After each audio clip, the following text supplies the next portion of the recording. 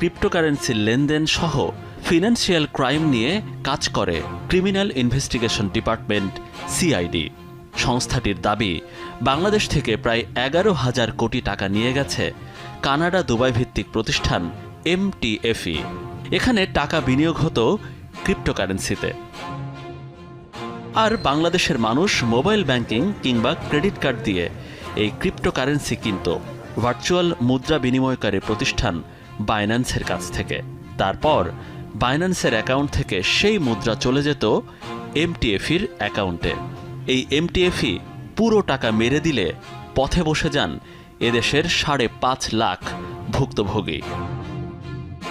এ বিষয়ে team 360 degree Binance কর্তৃপক্ষকে একটি মেইল পাঠায়।